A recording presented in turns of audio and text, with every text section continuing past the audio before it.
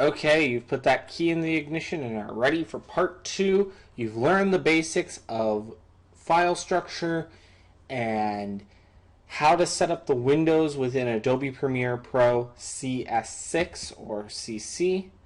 And now are ready for part 2. So here we go. Adobe Premiere Pro tutorial part 1. Obviously for us that is what we want. We're going to double click that. And it is going to open up Adobe Premiere. Okay, so we've got Adobe Premiere Pro open.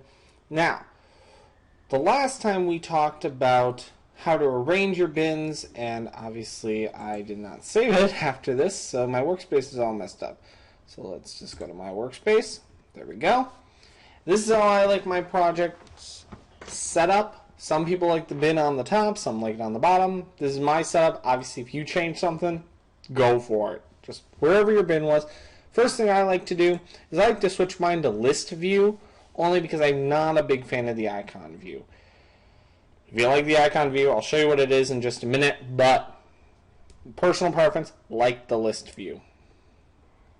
That should be a one-time setting change. So now, there's many ways to import files into Adobe Premiere Pro into our project bin. One way is to go up to File and Import. So that's one way. Another way is you can click the Import Media button, which is somewhere down here, if I remember where it is. Well, the easiest way, and the way I do it, is I just double click right in the center of the project bin, and that brings up the import window as well. So let's go ahead and navigate to the files that we want to use. So literally it's as simple as clicking on a folder, import folder. Do it again, back out of there. Graphics, there's nothing in there yet, we'll do that one later. And import folder. This might take just a minute. There it goes. Okay, so now we've got our two folders. I'm going to expand them.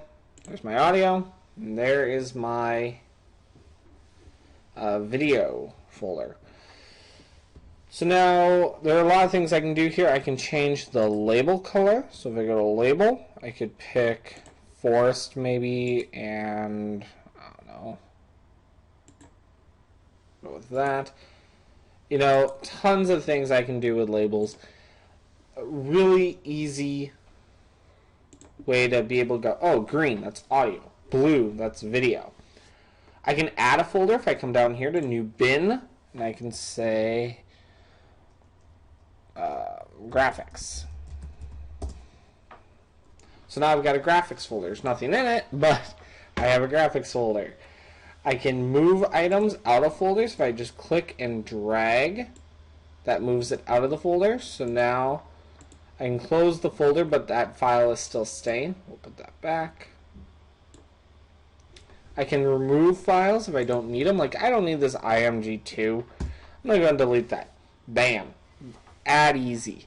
You can change the size of the icons, which it doesn't even change the text. It really just changes the picture next to it. Again, then you have icon view. It doesn't really work so well when you have folders, but let me, here. I'll drag it out and then you'll see. So there's the video file, and you've got this thing called dynamic scrubbing. So if I put my mouse there, now you're seeing that frame of the video. Again, it doesn't work so well in folders or in bins, but it is a nice little addition. Now, let's see here. We've talked about that. Okay, next. Let's say I wanted to actually edit this clip, and you try and drag this on the timeline, and you're seeing there's a big no sign. Why is that?